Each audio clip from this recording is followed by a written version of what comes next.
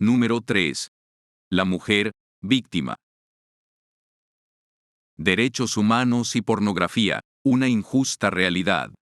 Diciembre de 2020. Emilio Maus, director del Programa contra la Trata de Personas de la Comisión Nacional de los Derechos Humanos, de México. Actualmente es profesor investigador en la Universidad Panamericana. Si eres víctima, lo peor que te puede pasar es ir a presentar la denuncia y darte cuenta que el oficial que te atiende es cliente del establecimiento donde fuiste explotada. Estas palabras, dichas por una sobreviviente de la trata de personas, no son un caso aislado. Al contrario, muchas sobrevivientes mencionan a servidores públicos, policías, jueces, agentes de investigación, diputados, como consumidores en los centros de explotación. Otras manifiestan que, al acudir a la fiscalía o alguna otra instancia de gobierno relacionada con la justicia, suelen ser objeto de miradas lascivas, comentarios misóginos, tratos discriminatorios, burlas. Esto arroja una serie de interrogantes acerca del derecho de acceso a la justicia. ¿Puede un putero o un consumidor de pornografía impartir justicia adecuadamente? ¿Se encuentra en condiciones de atender debidamente los delitos de carácter sexual? ¿Puede reconocer a una víctima y tener empatía con ella? ¿Cómo podemos erradicar la trata de personas si los mismos servidores públicos, funcionarios del Estado, contribuyen, a través de la demanda, a la explotación de cientos de miles de mujeres en el mundo entero? Diversos estudios han evidenciado el impacto de la pornografía en las percepciones y actitudes de los usuarios.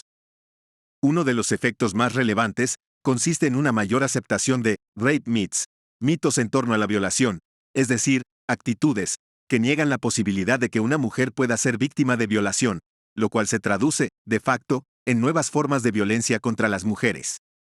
Entre estas percepciones, destacan, considerar que las mujeres disfrutan siendo coaccionadas, lastimadas, que si un hombre viola a una mujer, solo está accediendo a sus deseos íntimos, que cuando una mujer dice no, realmente significa sí, que si una mujer viste provocativamente, en el fondo, desea ser violada, que las mujeres disfrutan ser violadas, que si una mujer no opone resistencia, lucha, grita o pretende huir, en realidad, no fue violada, etc.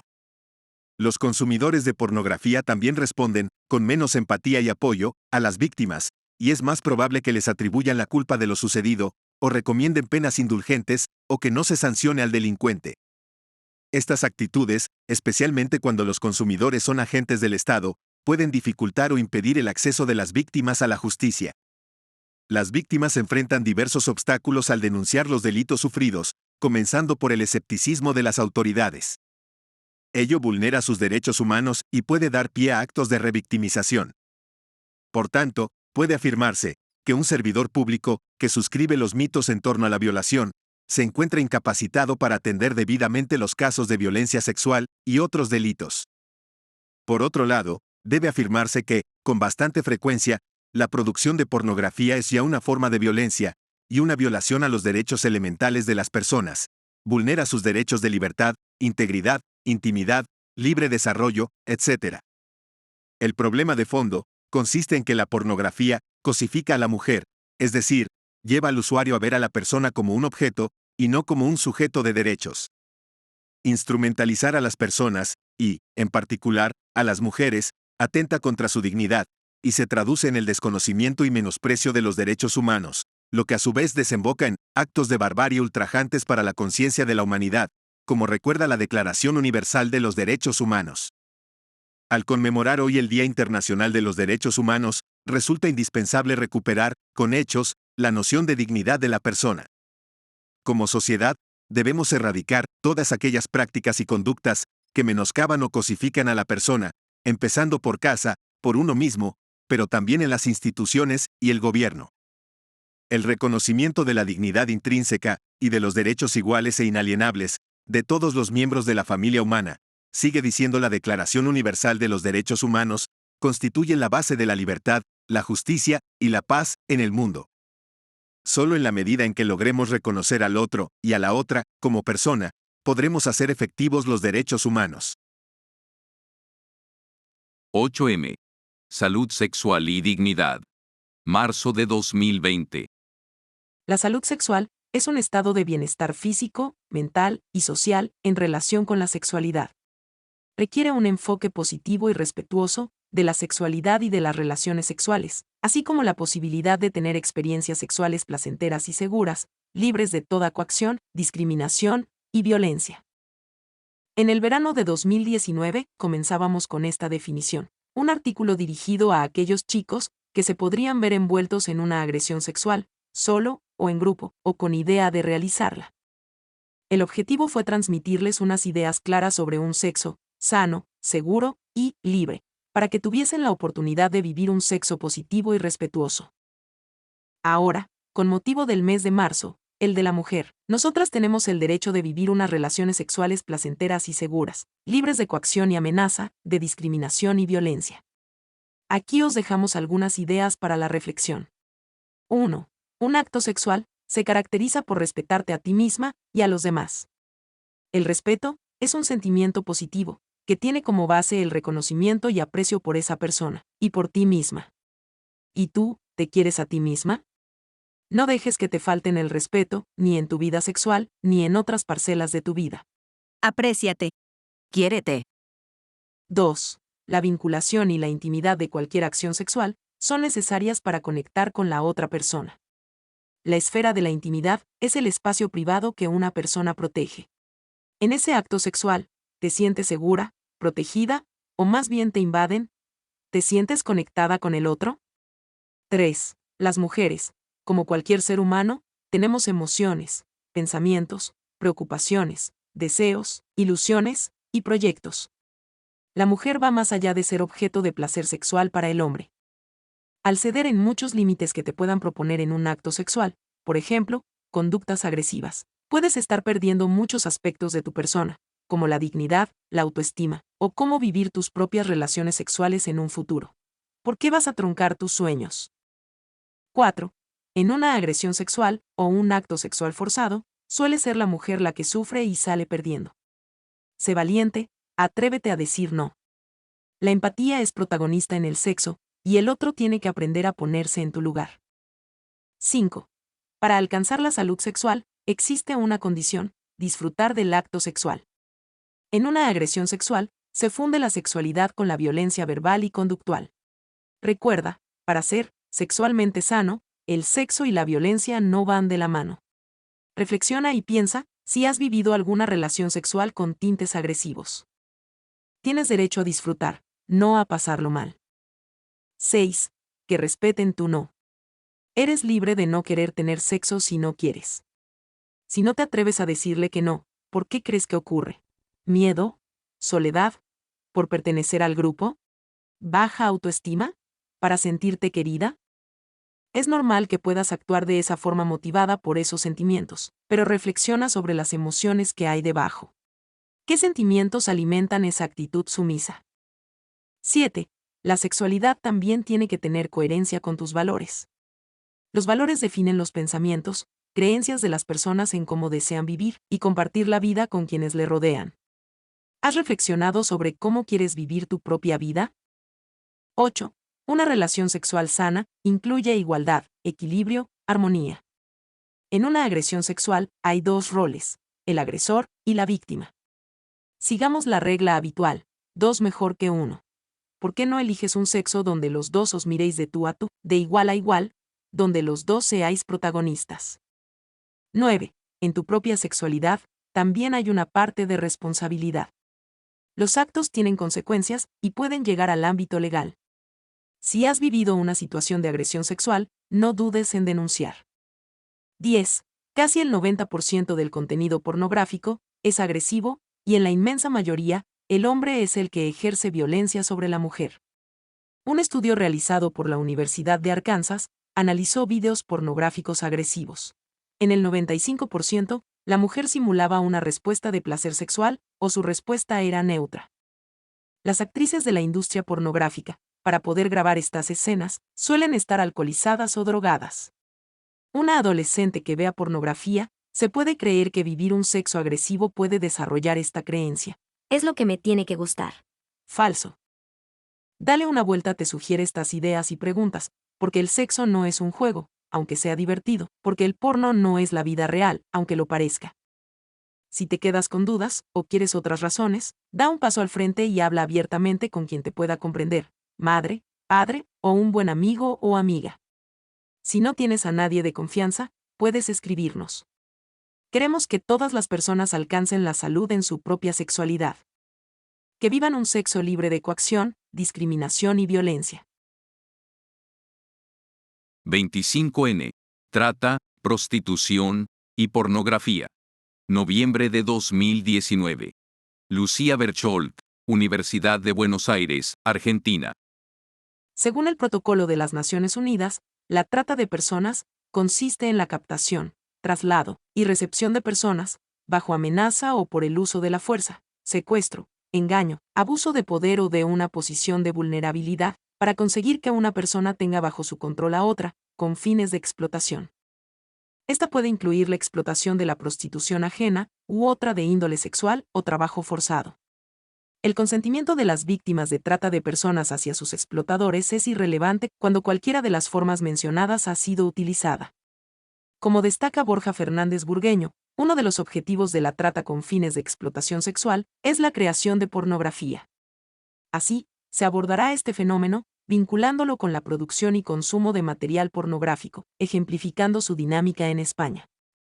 La pornografía no es novedosa, pero, en un contexto de globalización de los servicios de Internet, se ha expandido inconmensurablemente, siendo hoy uno de los negocios ilegales más lucrativos a nivel mundial, y conectado con otros, como el de drogas o prostitución. De hecho, la palabra pornografía nace de la unión de dos palabras griegas, porne, prostituta, y graphein, escritos, entendiéndose entonces como escritos sobre prostitución. Prostitución y pornografía, primas hermanas. En este contexto, la pornografía se ha modernizado y adaptado a las pautas de consumo globales, alcanzando millones de usuarios, con la creación de infinidad de páginas web. Al mismo tiempo, las formas de explotación sexual también se han modernizado y vinculado con la pornografía, al formar parte de una misma industria, cuya base radica en la mercantilización del cuerpo femenino. Según un informe de Fight the New Drug del año 2019, en 9 países, un 49% de mujeres sexualmente explotadas afirmó que se grabó material pornográfico mientras eran prostituidas. Rocío Nieto, presidenta de la Asociación para la Prevención, Reinserción y Atención a la Mujer Prostituida, o APRAMP, comenta que España es el primer país de Europa que está demandando carne humana, en concreto, de mujeres y niñas, para la prostitución. El tercero en el mundo. Teniendo esto en cuenta, puede establecerse una clasificación de las redes de trata a nivel internacional, considerando como países exportadores de víctimas a los pertenecientes a las regiones de África subsahariana, Latinoamérica, Europa del Este y el centro-sudeste asiático. Por otro lado, los países receptores son reconocidos en las regiones de América del Norte, Centroamérica y el Caribe, Europa Central y Medio Oriente. Por estos motivos, se evidencia la sobredemanda de prostitución a nivel mundial, articulada con la masiva producción de pornografía. Esto indica que, en los países de recepción mencionados, puede existir una relación entre la cantidad de mujeres prostituidas en su territorio y la exacerbada emisión de material pornográfico. En este sentido, España, junto con Italia y Grecia, se consolida como país receptor de inmigrantes a nivel mundial debido a su posición geográfica. De esta forma, se configura como una de las principales rutas de paso o destino de víctimas de trata, siendo estas mujeres migrantes, de países pobres del sur, en busca de trabajo, o captadas por redes, siendo finalmente prostituidas. Según la Unidad Fiscal de Asistencia en Secuestros Extorsivos y Trata de Personas en Argentina, el 98% de las víctimas de trata con fines de explotación sexual son mujeres y niñas. Sherdop International afirma que la nueva forma de publicitar el comercio sexual se basa en la difusión de imágenes pornográficas de las mismas. Por otro lado, García Cuesta sugiere que la trata de personas para la explotación sexual está ya siendo formalmente reconocida como una forma de violencia de género. La pobreza tiene nombre de mujer.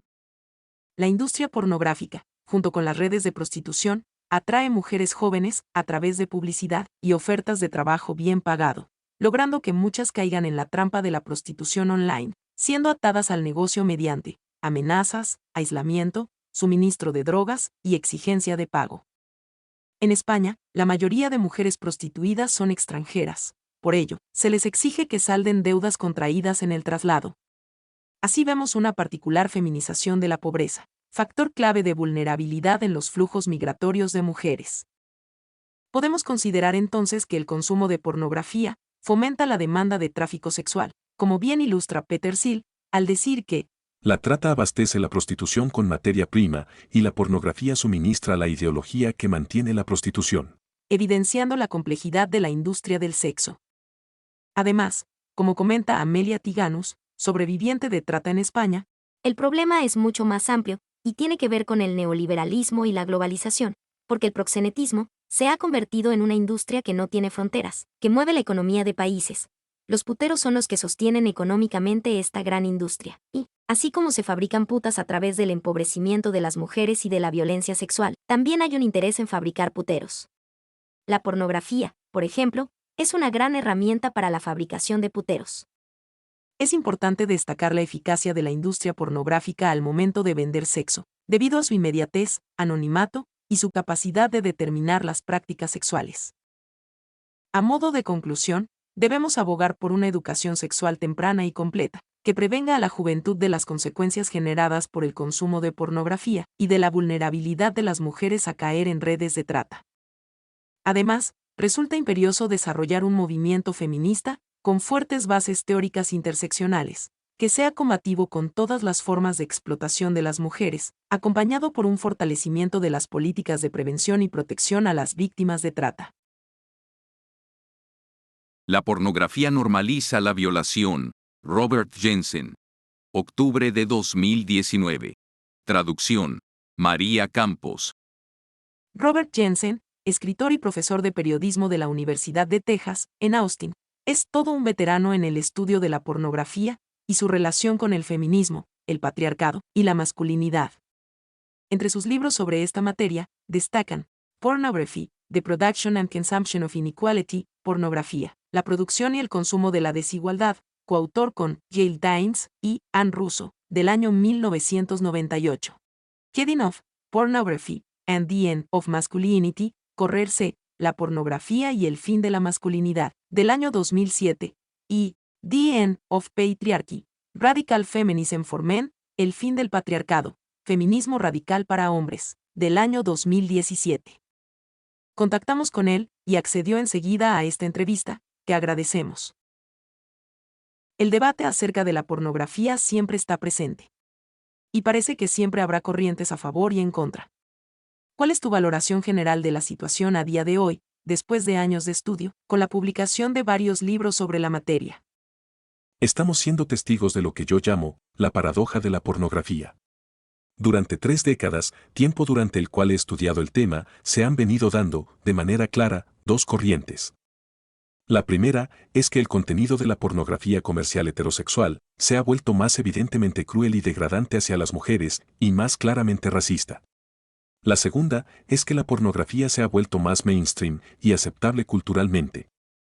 En una sociedad civilizada como la nuestra, ¿cómo es posible que un género se haya asentado en la cultura de masas y, al mismo tiempo, se haya vuelto más racista y sexista?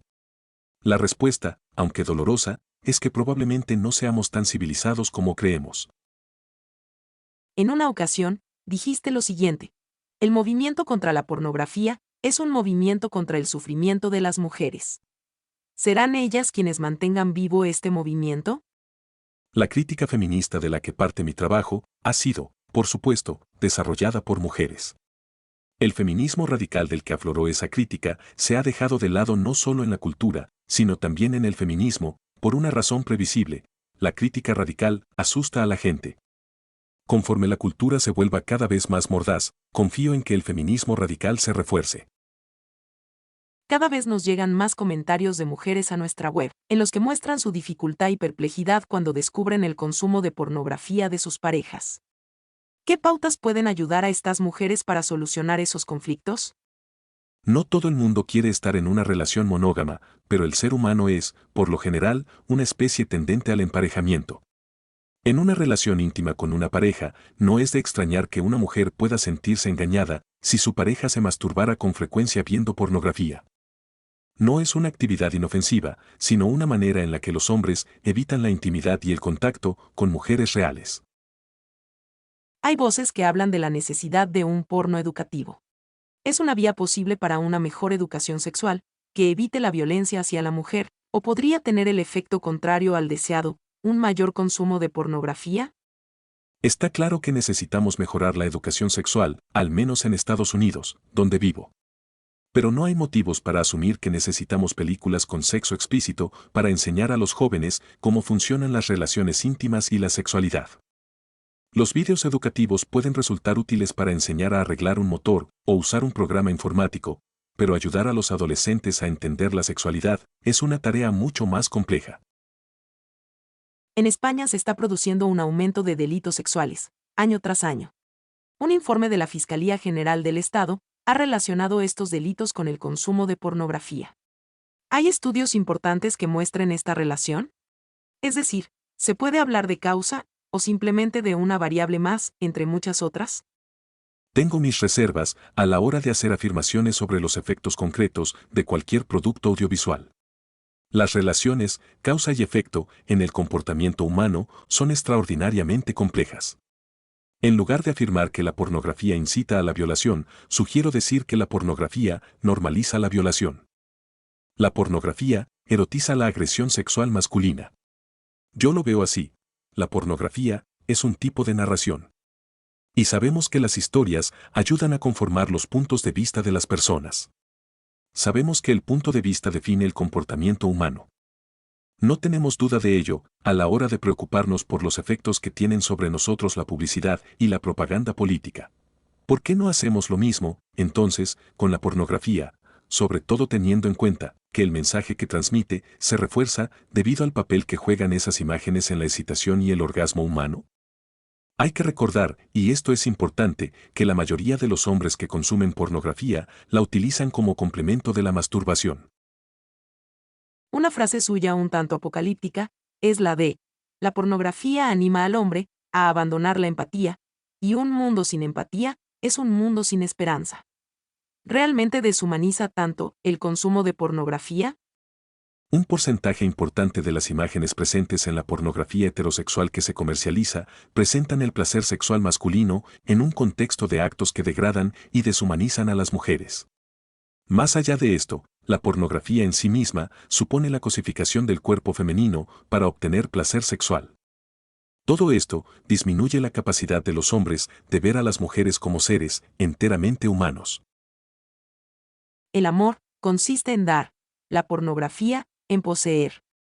Una frase redonda y un tanto cursi, pero quizá también algo de verdadera. Sea o no, cursi o sentimental, es acertada. Las sociedades liberales están comprensiblemente en contra de dictar una visión única de la moralidad sexual, pero eso no implica que no podamos criticar que, en la sociedad patriarcal, los hombres acostumbran a reclamar su derecho a poseer o controlar el cuerpo femenino. La pornografía es una forma de reclamación masculina de ese derecho asumido. Sexualización y pornificación. Dos conceptos similares, pero distintos, que hacen referencia a la sociedad occidental actual. ¿Se puede dar uno sin el otro? Los seres humanos son seres sexuales. Nadie que yo conozca está a favor de la desexualización. La pregunta entonces sería: ¿concebimos nuestra vida sexual en un contexto de comunicación y conexión o en el del control y la conquista? La cultura pornográfica, que abarca ámbitos muy diversos, como series, publicidad, moda, canciones, y afecta a todas las sociedades, nos acompañará como marca propia de nuestro mundo globalizado, donde consumo, bienestar y placer son semidioses. Esta pregunta reconoce el daño que ha hecho la cultura de los medios de comunicación sociales y de masas. En una economía capitalista de consumo en masa, como en la que vivimos, estamos constantemente llamados no solo a adquirir posesiones, sino a presentarnos a nosotros mismos a los demás como objetos de deseo. Estamos inmersos en una cultura profundamente inhumana. El porno ético, el porno feminista, una operación de marketing en la industria del sector para maquillar las críticas hacia la pornografía mainstream.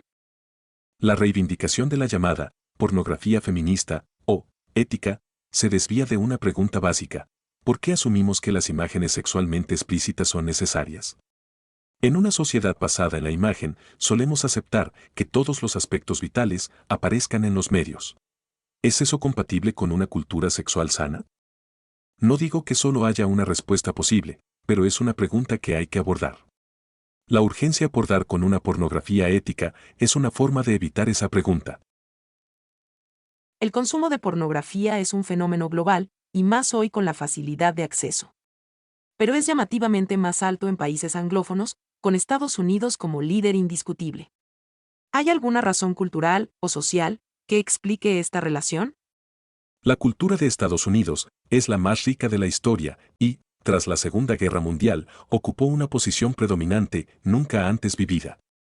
El desarrollo de las industrias del entretenimiento y la publicidad llevó los productos audiovisuales estadounidenses a todos los rincones de la tierra. Había mucho dinero que ganar y las compañías decidieron ir tras él. La pornografía es solo un ejemplo más de cómo el liderazgo estadounidense ha resultado ser un desastre. Salones empoderados. Octubre de 2019. Ana Plans, activista pro derechos del menor. Desaprender para aprender de nuevo, con libertad. El concepto elegido este año para la cita anual del Salón Erótico suena bien, incluso filosófico. Este evento se muestra una vez más como el espacio ideal para blanquear la imagen del porno. Empoderamiento de la mujer, educación sexual y libertad. Según palabras del propio organizador, Si no cambiamos, la industria morirá. la realidad es que el interés es puramente económico, y llegar a un público más joven es la clave. La misma industria del placer afirma aspirar a atraer A los millennial y a la generación Z. generación que comprende desde los 9 hasta los 25 años. En esta etapa, el cerebro es más vulnerable. Es más fácil que un adulto, que se ha vuelto adicto en la madurez, se recupere de su adicción a la pornografía, que si se enganchó de joven. Naomi Casket es la actriz que representa este año al Salón Erótico. Ella misma se postula como consumidora habitual de pornografía. Afirma que la primera vez que accedió Fue cuando tenía 14 años. Mi padre era consumidor de pornografía, y siempre la he tenido a mi alcance. ayer en el programa de radio, Adolescence.cat, se reivindicaba solo como informadora, aunque promocionó su página web, en la que por 5 euros puedes acceder a videos de sexo explícito, para aprender a mantener relaciones sexuales. También se quejó de que no les dejaran llegar a los menores con su educación sexual. En otra entrevista, hacía un llamamiento a que no cundiera el pánico, porque en el salón continuaría habiendo espectáculos en vivo y shows eróticos fuertotes. Supongo que se dio cuenta de que las actividades educativas no atraen tanto como el sexo en vivo. A todo ello, hay que añadir las palabras de otra actriz, Amarna Miller, que declinó dar soporte al salón por las precarias condiciones laborales con las que trabajan los actores. Con este panorama, ¿dónde está la libertad que promueve el salón erótico? Sabiendo que es el escaparate de la pornografía, solo es necesario echar un vistazo a los posibles efectos de su consumo. Hay evidencias que únicamente cuestiona, o mejor dicho, ni se toma la molestia de cuestionar, la propia industria pornográfica. Desde los efectos en el cerebro, hasta las implicaciones dañinas en las relaciones con los demás. A la vez, nos venden que todo vale si hay consentimiento. Esta semana, por ejemplo, el video más visto en una famosa plataforma online promocionaba el incesto y la violación. Una tuitera lo denunció, y ellos respondieron que la performance la había hecho una trabajadora sexual muy creativa y con consentimiento. Para profundizar más en el tema, recomiendo seguir el canal de Ismael López Fauste, escritor y periodista, que vivió los entresijos de la industria del porno. Y, por último, no podemos olvidar que la pornografía está directamente relacionada con el tráfico de miles de mujeres y niñas. Entonces, si es tan evidente que el porno es un negocio, que su consumo puede tener consecuencias nocivas en las personas, y que este salón es su escaparate, ¿qué legitimidad tienen para hablar de educación sexual? Nos proponen desaprender para aprender a ser libres, y el relato engancha, sí. Puedes ser libre para elegir, pero la libertad tiene también una segunda parte, cuando aquello que eliges te beneficia a ti y al resto. Eres libre para elegir la droga, pero consumir no te hace más libre. En definitiva, La pornografía ni empodera a la mujer ni nos hace más libres.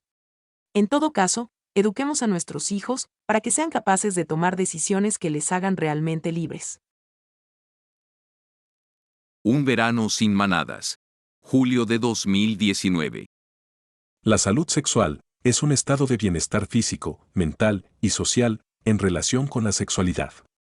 Requiere un enfoque positivo y respetuoso de la sexualidad y de las relaciones sexuales, así como la posibilidad de tener experiencias sexuales placenteras y seguras, libres de toda coacción, discriminación y violencia. Organización Mundial de la Salud, 2006. En una agresión sexual en grupo, como es evidente, no parece que se cumpla la definición de salud sexual elaborada por la OMS. Si sabes de un amigo, grupo de amigos, o tú mismo te ves envuelto en una agresión sexual, solo o en grupo, o tienen la idea de realizarla, desde dale una vuelta, queremos que te des la vuelta y recuerdes lo siguiente. 1. Un acto sexual se caracteriza por respetarte a ti mismo y a los demás. El respeto es un sentimiento positivo que tiene como base el reconocimiento y aprecio por esa persona y por ti mismo. ¿Y tú, te quieres a ti mismo? 2. La vinculación y la intimidad de cualquier acción sexual son necesarias para conectar con la otra persona. La esfera de la intimidad es el espacio privado que una persona protege. ¿Ella te ha dado permiso para entrar? 3. La mujer, como cualquier ser humano, tiene emociones, pensamientos, preocupaciones, deseos, ilusiones y proyectos. Es algo más, mucho más, que objeto de tu placer. ¿Por qué vas a truncar sus sueños? 4. En una agresión sexual, ella está sufriendo por lo que estás haciendo. La empatía es un sentimiento que hace que alguien sienta lo mismo que otra persona, te acerca a su dolor y sufrimiento. ¿Cómo vas de empatía, de cercanía, de ponerte en su piel? 5. Para alcanzar la salud sexual, existe una condición: disfrutar del acto sexual. En una agresión sexual, se funde la sexualidad con la violencia verbal y conductual. Recuerda, para ser sexualmente sano, el sexo y la violencia no van de la mano. ¿Realmente disfrutas agrediendo? 6. Respeta su no. Ella es libre de elegir no querer tener sexo contigo. Y si no lo haces, ¿por qué crees que no lo estás haciendo? ¿Miedo? ¿Soledad? ¿Por pertenecer al grupo? ¿Satisfacción sexual? Reflexiona sobre las emociones que hay debajo. ¿Qué sentimientos alimentan esos impulsos? 7. La sexualidad también tiene que tener coherencia con tus valores. Los valores definen los pensamientos, creencias de las personas, en cómo desean vivir y compartir la vida con quienes le rodean. La violencia, la coacción, ¿es tu marca de la casa? ¿Has reflexionado sobre cómo quieres vivir tu propia vida? 8. Una relación sexual sana incluye igualdad, equilibrio, armonía. En una agresión sexual, hay dos roles: el agresor y la víctima. Y tú eres el único protagonista. Sigamos la regla habitual: dos mejor que uno. ¿Por qué no eliges un sexo donde los dos os miréis de tú a tú, de igual a igual? Donde los dos seáis protagonistas.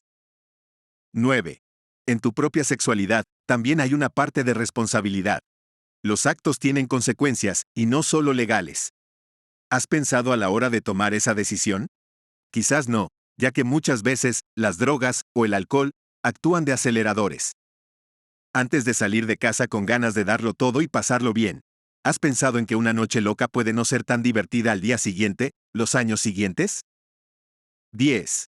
Casi el 90% del contenido pornográfico es agresivo, y en la inmensa mayoría, el hombre es el que ejerce violencia sobre la mujer.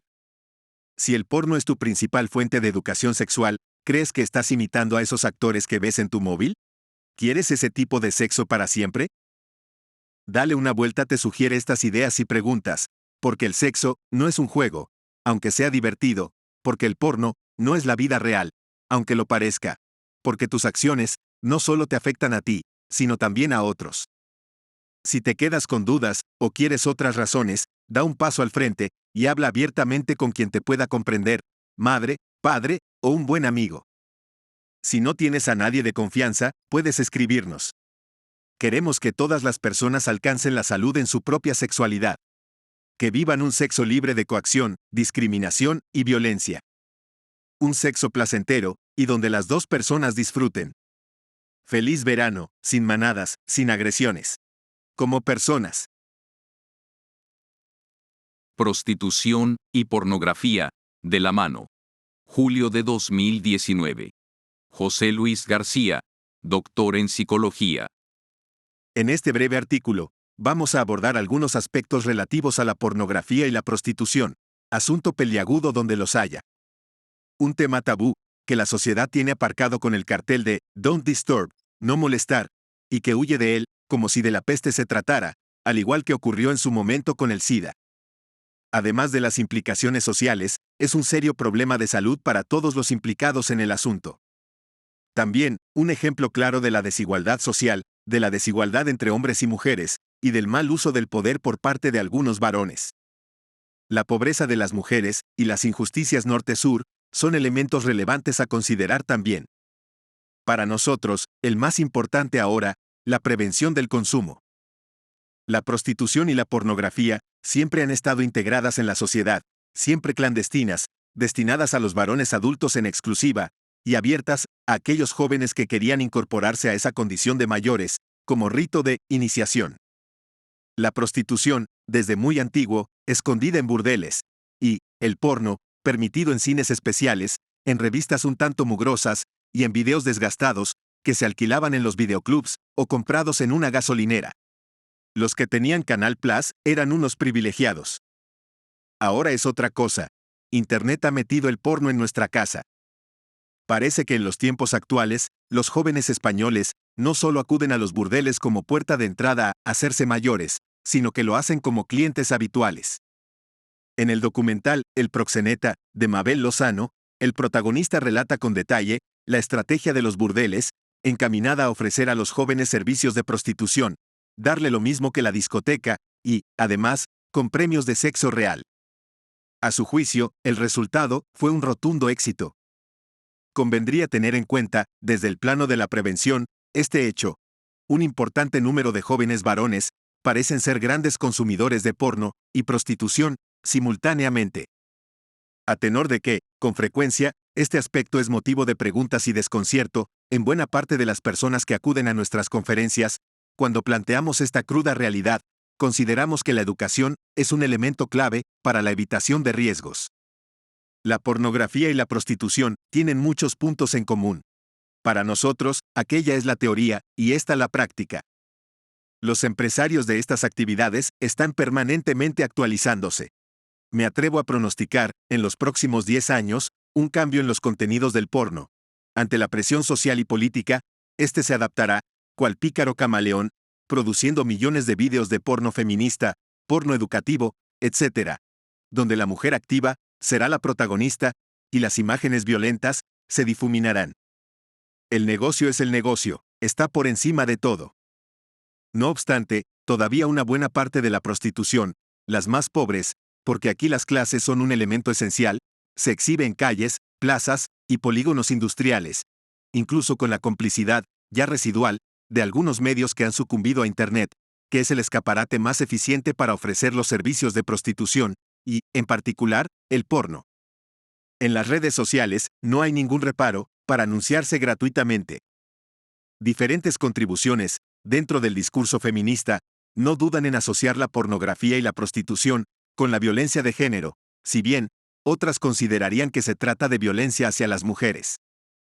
Paula Esteban, por ejemplo, señala que se puede llegar a la conclusión de que todos los hombres que han cometido o cometen violencia contra las mujeres han sido educados en una pornografía mainstream. El consumo de prostitución es considerado un factor de riesgo medio. Generalmente, antes de llegar a la antesala de la prostitución, los hombres se educan a través de la pornografía. Ahora bien, si ambos consumos van de la mano, el factor de riesgo para llegar a cometer violencia de género es mucho más alto. Teniendo en cuenta que muchos, probablemente la mayoría, de los clientes de la prostitución tienen pareja, esposa, novia, compañera, se plantean cuestiones interesantes respecto. ¿Cómo es su relación con las prostitutas y con sus esposas? ¿Se repiten patrones de violencia? Hacen falta más investigaciones para dar respuesta a estas y otras preguntas. En definitiva, ¿qué podemos hacer desde la educación?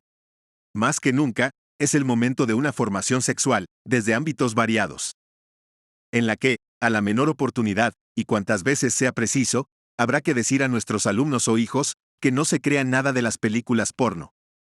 Y, sobre todo, transmitirles que el afecto, el deseo, la ternura, el respeto y el mutuo acuerdo deben formar parte de las relaciones sexuales entre las personas, y que, en el porno y la prostitución, tales valores brillan por su ausencia. El desafío de la trata infantil. Abril de 2019. María G. Ruiz, periodista. Según informes de la Comisión Europea, entre 2015 y 2016, hubo un total de 20.532 víctimas registradas, o sea, identificadas y presumidas, de tráfico de personas en la Unión Europea. No obstante, seguramente el número real sea muy superior, ya que muchas víctimas quedan sin registrar. Las mujeres y las niñas siguen siendo las más vulnerables, 68%, mientras que los menores son el 23% de las víctimas registradas.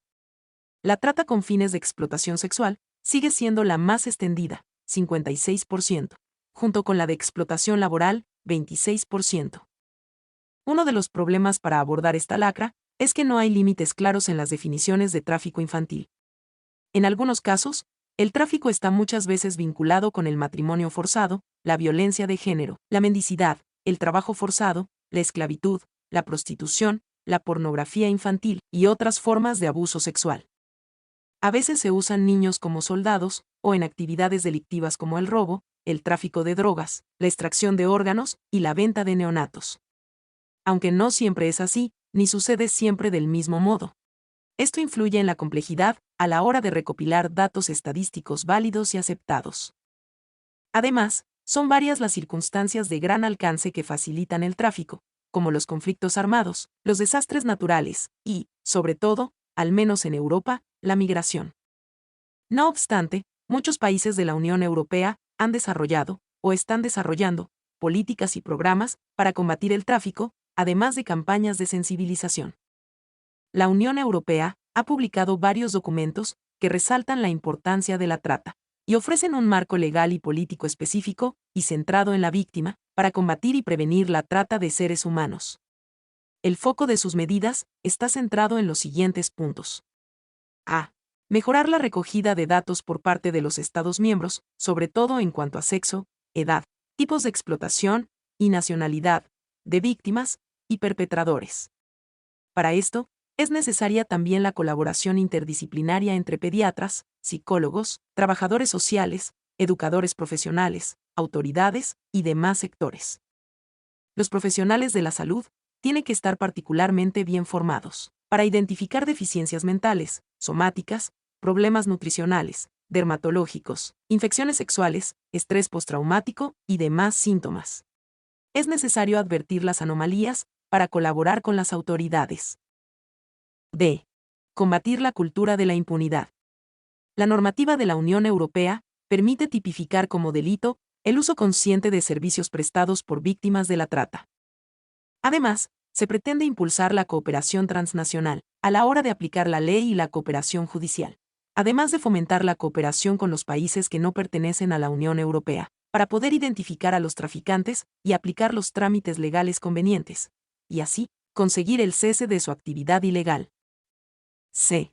Garantizar el acceso de las víctimas a la justicia, animando a los Estados miembros a aplicar la legislación nacional, garantizando que existan instrumentos que permitan identificar cuanto antes a los afectados y a aquellos más susceptibles de ser víctimas, facilitando el acceso a la indemnización e impulsando la formación y el desarrollo de las capacidades de los profesionales en este campo.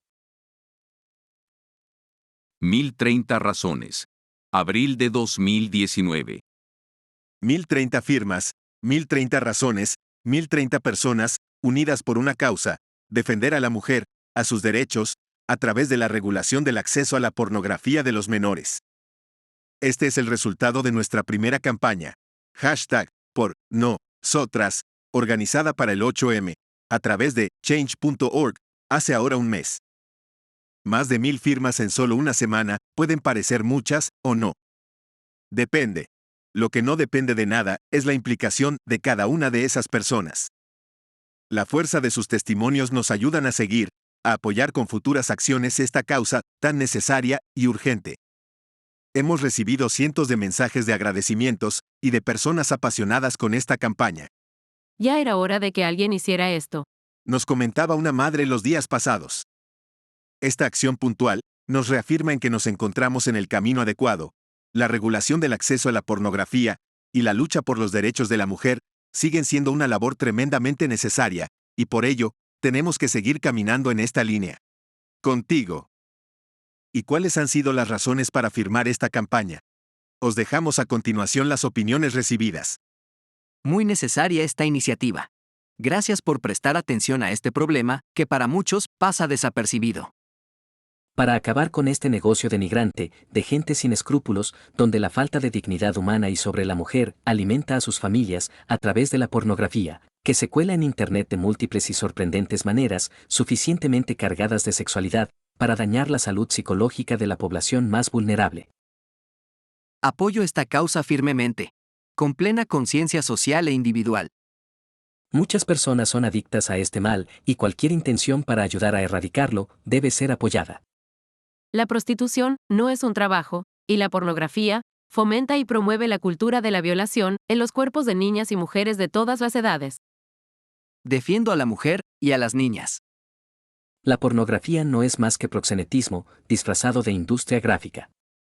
Basta de la mala educación que proporciona la pornografía, inculcando valores desiguales, agresividad y normalizando la violación, entre otros. Por una humanidad libre de racismo.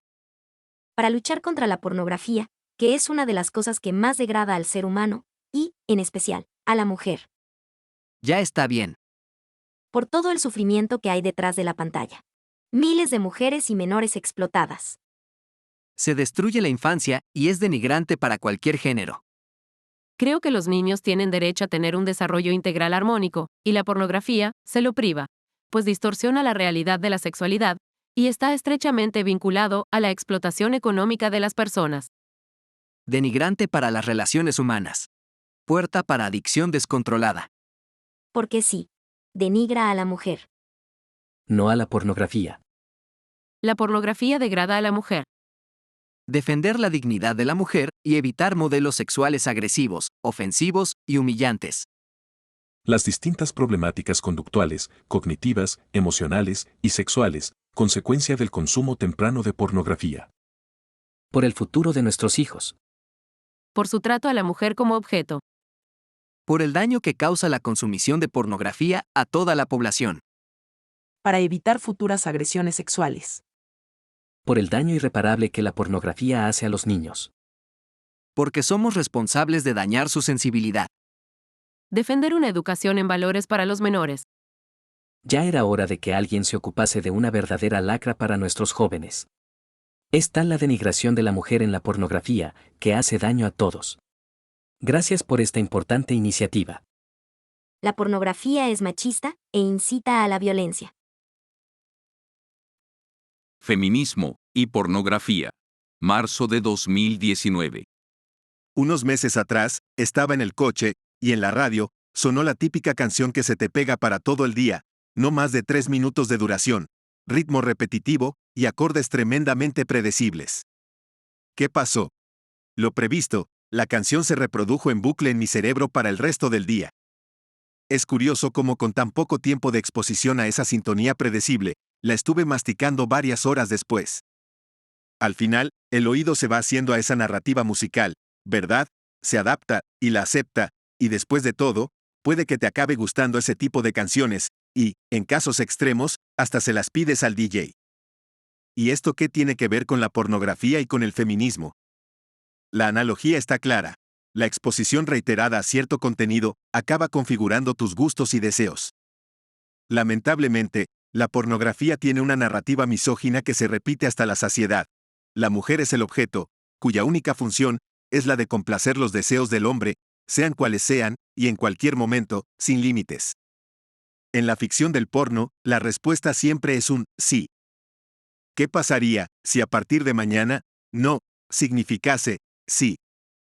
Imagínate que quedarte paralizado pueda ser interpretado como, sí, por supuesto. ¿Qué pasaría? No hace falta tener mucha imaginación. Solo hay que mirar la prensa para darse cuenta de lo que está pasando actualmente. Esto ya es una realidad. La ficción del porno está transformando los gustos, percepciones y comportamientos de sus consumidores. Las categorías de violación y abuso, que aparecen en los principales portales pornográficos, no hacen más que aumentar en popularidad. Pero a ver, no vamos a exagerar, ¿no? ¿Realmente hay tanta violencia en la pornografía? La respuesta es sí, y mucha. Tras un estudio, en el que se analizaron los 304 vídeos más populares de una conocida plataforma de pornografía, el 90% de ellos contenía violencia y prácticamente siempre contra la mujer. Lo mejor de todo es que la respuesta de estas mujeres a la agresión, ya fuese verbal o física, era de placer o neutralidad. Parece que ahora todo empieza a encajar. Aquí me acerco a la cuestión principal. La pornografía tiene un papel protagonista en la permanencia de la desigualdad entre hombres y mujeres. La pornografía vende el abuso y la violencia hacia la mujer como algo deseable y sexualmente atractivo. Representa una visión deformada de los deseos y comportamientos de la mujer y la feminidad. Refuerza la idea de dominación del hombre y los estereotipos machistas. Si se normaliza la idea de que la mujer está al servicio del placer masculino, surge frustración en algunos hombres al verse rechazados. Esto puede degenerar violencia o coerción. Trivializa el abuso, la dominación y la violencia sexual contra las mujeres. En conclusión, en estos días de reflexión sobre feminismo, es necesario pararse a pensar qué actividades de nuestro día a día alimentan la desigualdad. ¿Cómo pretendemos que un adolescente respete a sus compañeras, mientras el porno le enseña que golpear a una mujer es algo sensual? ¿Cómo podemos trabajar por la igualdad si obtenemos placer viendo y tolerando abusos contra mujeres? Es hora de salir del bucle. Los derechos sexuales y la mujer. Marzo de 2019. 8 de marzo. Día Internacional de la Mujer. El día donde millones de mujeres alzamos la voz para reivindicar nuestros derechos. El día en el que nos juntamos y nos lanzamos a las calles para pedir igualdad en muchas áreas de nuestra vida, en la sociedad y en nuestro propio desarrollo como personas. Nos unimos porque durante muchos años han sido menores a los del varón. Y un aspecto importante de nuestras vidas, que nos acompaña siempre, es el de la sexualidad, un lugar donde también podemos ejercer nuestros derechos. Derechos aplicados al sexo, derechos aplicados a nuestras relaciones sexuales. Según la OMS, se pueden enumerar los siguientes. 1. El derecho a la libertad sexual. Eres libre de aceptar una propuesta que quieras, como rechazar aquellas no deseadas. Puedes decir, no. 2. El derecho a la autonomía, integridad y seguridad sexual del cuerpo. Tienes la capacidad de tomar decisiones sobre tu propia vida sexual, dentro de tu ética personal y social. Libre de presiones, modas e influencias de un grupo. Sé tú misma, con libertad, con responsabilidad. 3. El derecho a la privacidad sexual. Tienes derecho a la intimidad y a que los otros cuiden esa parcela tuya, tan propia y personal. Tú eliges con quién compartir. Aquí entra el sexting. Reflexiona sobre las fotos que te haces, cómo te las haces, para qué y para quién.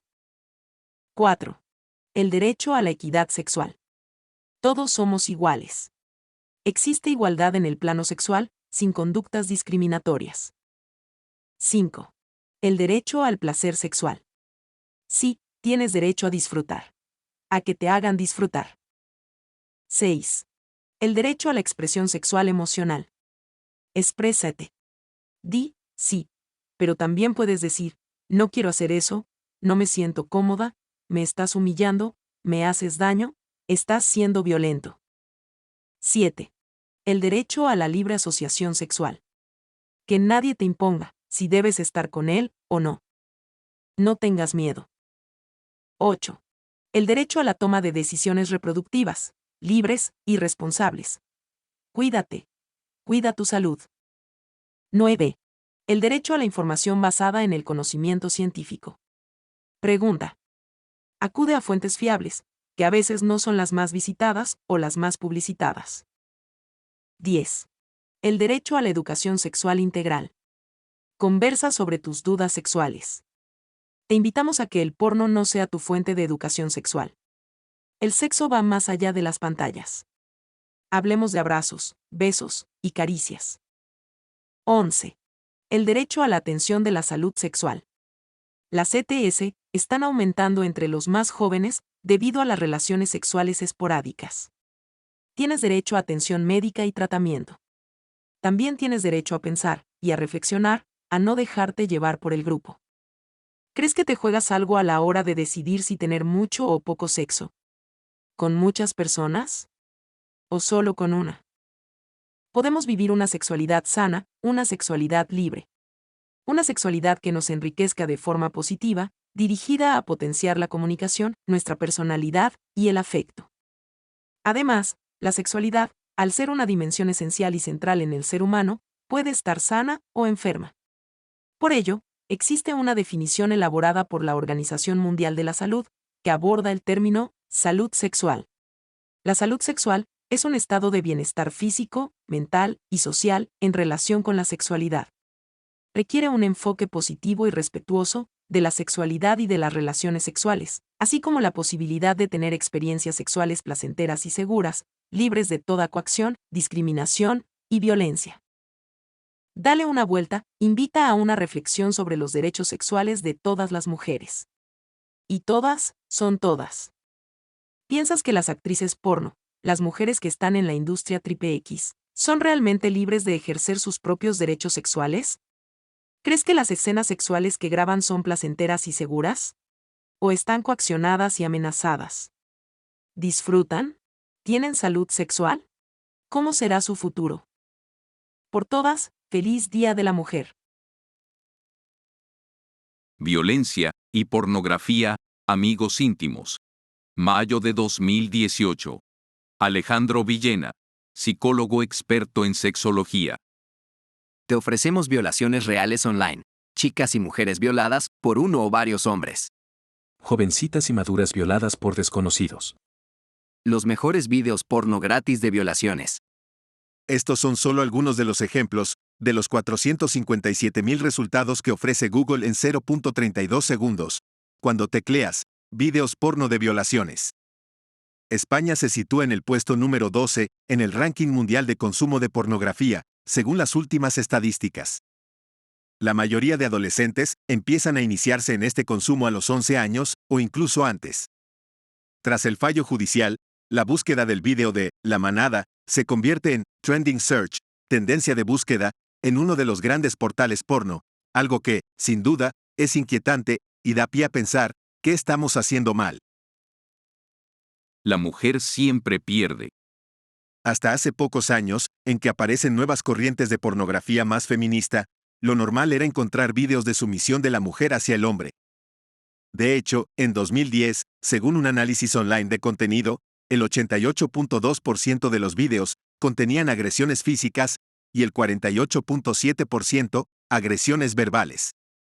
A pesar de tener nuevas opciones y viendo los resultados estremecedores, parece que la situación no ha mejorado mucho. Los vídeos mainstream, para el público mayoritario, se basan en guiones, donde las chicas deben subordinarse al supermacho, para que sacie todo tipo de fantasías sexuales a través de ellas. Es importante la distinción entre a través de ellas y no con ellas.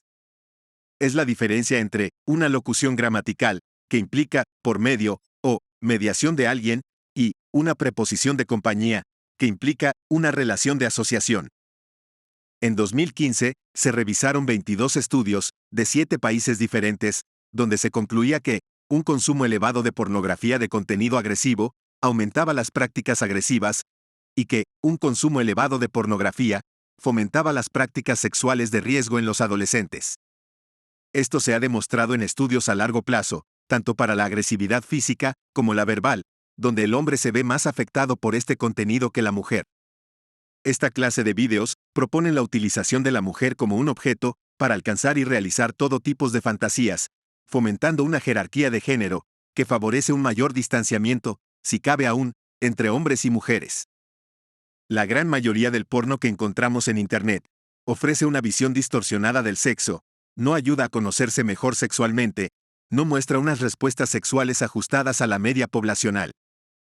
En definitiva, es la ciencia ficción de la sexualidad, pero nadie avisa de que no deberíamos intentar hacer todo lo que aparece en los vídeos en nuestra intimidad. Todas las semanas atiendo a personas con dificultades relativas a la sexualidad. Muchas de estas problemáticas están asociadas a un elevado consumo de pornografía. Uno de los patrones habituales con respecto a este consumo es el de aquellas personas que empezaron consumiendo una pornografía más ajustada a la realidad, y cada vez fueron necesitando un contenido más extremo, más violento, más sofisticado. Y esto no es solo algo que pasa en la consulta, sino que también lo he podido observar en entornos sociales y cercanos. Los modelos de conducta. Elemento clave. A pesar de lo referido, no existen a día de hoy estudios empíricos que muestren una relación causal entre el consumo de pornografía y ser un violador o un abusador sexual. Aunque sí hay estudios que indican una correlación entre ambos. Es decir, quizá no es causa, pero sí hay relación. Y la evidencia, el visionado de vídeos pornográficos violentos en contra de la mujer, inevitablemente, deja una huella en la manera en la que entiendo la relación sexual, pudiendo normalizar y banalizar conductas agresivas que, en principio, no deberían estar aceptadas. Para poder entender este tipo de situaciones, se deben tener en cuenta algunas variables, como son los aspectos genéticos o biológicos, el desarrollo de la personalidad, el ambiente en el que han vivido, el desarrollo de sus emociones y el apego, situaciones de trauma o abuso previo, etc. Pero una cosa está clara: si me paso el día viendo documentales de historia, aprenderé sobre historia. Si dedico mucho tiempo a ver programas de cocina, aprenderé de gastronomía. La pornografía es una forma de vivir la sexualidad, poco inteligente. Si yo desarrollo mis propias fantasías, estaré potenciando mi capacidad de crear, fantasear, pensar y sentir la sexualidad. Con la pornografía, mi cerebro está en modo pasivo, recibiendo información repetitiva y monótona, que no permite un desarrollo adecuado. Cuanta más pornografía, peor sexo. Si soy un chico de 12 años descubriendo mi sexualidad, viviendo la revolución hormonal a nivel biológico, con un cerebro en pleno desarrollo, y gran curiosidad a lo que me ofrece la red, es fácil toparme con todo este material en Internet. Cuando lo veo por primera vez, y sin un modelo de referencia, pienso: Lo excitante, y lo que les gusta a las mujeres, es la violencia y la dominación. Entonces lo haré cuando tenga una relación sexual. El adolescente tenderá a imitar lo que ocurre para alcanzar esos gloriosos resultados que la pornografía muestra. En un estudio para Human Communication Research, observaron que el hombre muestra una mayor insatisfacción sexual debido a este consumo, en comparación con la mujer, que no consume tanto. No todo vale. Es comprensible y realmente necesario hablar de sexualidad, avanzar en una auténtica liberación sexual, acabar con la opresión a ciertos colectivos, aprender a disfrutar de la sexualidad de forma saludable y aparcar los tabúes. Pero no todo vale. El respeto, la dignidad y la libertad siguen siendo grandes líneas rojas que no conviene atravesar.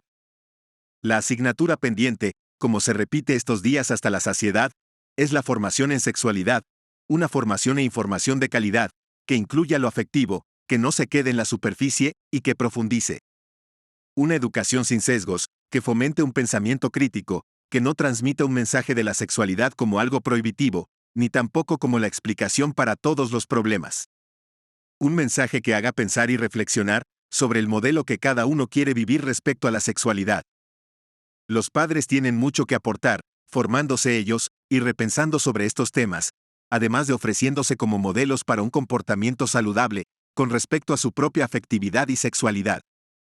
El colegio es un apoyo importante, pero el foco principal deben de ser sus figuras de referencia en el hogar.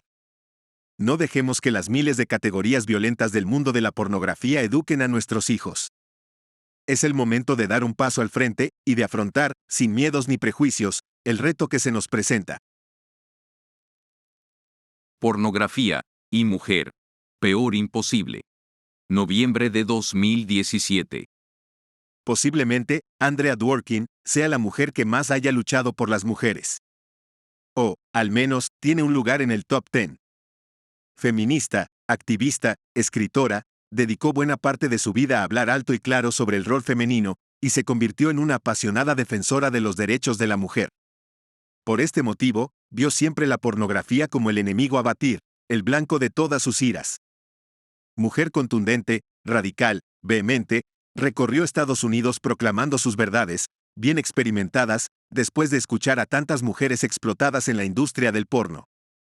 En 1983, consiguió que se debatiera una ley en Minneapolis sobre la pornografía, a la que se definió así: la subordinación sexual gráfica y explícita de las mujeres por parte de los hombres. Hubo debates y mucha participación. Era un tema que preocupaba a mucha gente, y, por primera vez, salía a la luz pública. Fantasía es otra cosa. La pornografía es un recuerdo que nunca muere. Señala Andrea, después de entrevistar a varias mujeres. Y no acepta el término fantasía para hablar de esta realidad. Todo lo contrario. Fantasía es lo que ocurre en la cabeza de alguien. La pornografía es real, no es ninguna fantasía.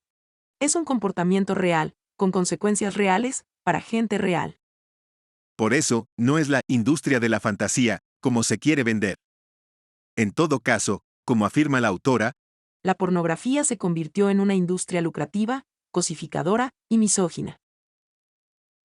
La pornografía, centro neurálgico de otros abusos. Así de contundente, así de clara. La libertad de expresión para las mujeres comienza por una integridad de su cuerpo que sea verdadera, real, honesta y absoluta. Una integridad que, según Dworkin, destroza la pornografía, ya que es el centro neurálgico de otras formas de abuso, prostitución, violación, agresiones. ¿Quién se atreve a hablar así hoy?